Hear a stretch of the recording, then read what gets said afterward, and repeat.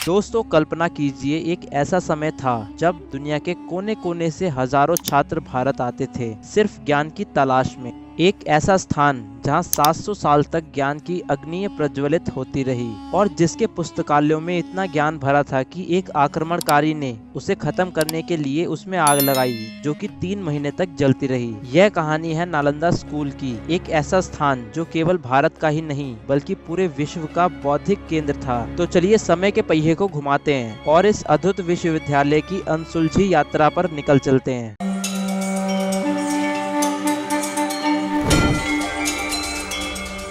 नालंदा विश्वविद्यालय की स्थापना 5वीं शताब्दी में गुप्त वंश के समय में हुई थी। यह आधुनिक बिहार के नालंदा जिले में स्थित था। इसे दुनिया का पहला आवासीय विश्वविद्यालय कहा जाता है, जहां 10,000 से अधिक छात्र और 2,000 शिक्षक एक साथ रहते और सीखते थे।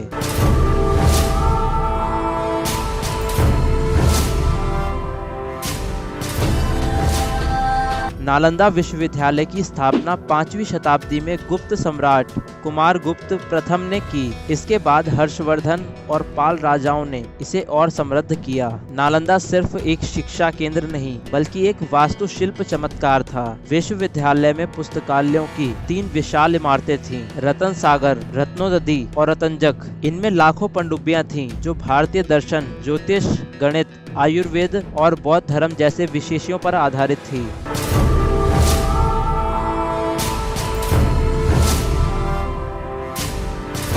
यहाँ न सिर्फ भारतीय छात्र बल्कि चीन, तिब्बत, कोरिया, जापान और सुदूर एशिया से भी विद्यार्थी आते थे। दोस्तों यहाँ पर पढ़ाए जाने वाले प्रमुख विषय थे, पहला धर्मशास्त्र और बौद्ध धर्म, दूसरा चिकित्सा विज्ञान, तीसरा गणित और ज्योतिष, चौथा काव्यकरण और भाषा विज्ञान, पांचवा दर्शन और तर्कशास्त्र। नालंदा विश्वविद्यालय की ख्याति इतनी अधिक थी कि दूर दूर से यात्री यहाँ अध्ययन और शोध के लिए आते थे।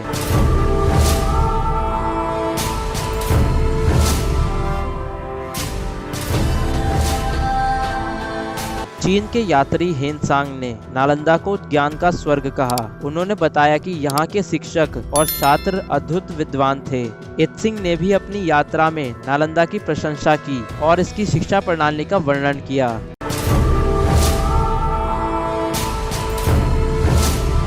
इतिहास गवाह है कि हर महान संरचना का कभी न कभी पतन होता है। 12वीं शताब्दी में नालंदा पर तुर्क आक्रमणकारी बख्तियार खिलजी ने हमला किया। विश्वविद्यालय को जला दिया गया और लाखों पनडुब्बियां राख हो गईं। कहा जाता है कि पुस्तकालयों में इतनी किताबें थीं कि आग कई महीनों तक जलती रही।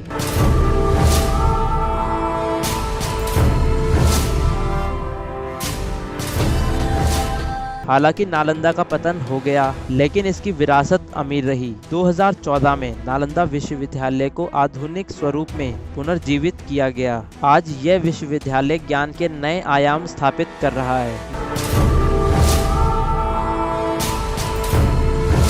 नालंदा सिर्फ एक विश्वविद्यालय नहीं बल्कि भारत के बौद्धिक नेतृत्व और सांस्कृतिक समृद्धि का प्रतीक है। यह हमें यह सिखाता है कि ज्ञान और शिक्षा अमर है। तो दोस्तों नालंदा विश्वविद्यालय की कहानी हमें प्रेरणा देती है कि शिक्षा और संस्कृति हमारी सबसे बड़ी ताकत है। आप इस वीडियो को लाइक और शेयर करके नालंदा की इस विरासत को और भी लोगों तक पहुँचाएं। तो मिलते हैं नेक्स्ट वीडियो में, तब तक के लिए बाय बाय, टेक केयर।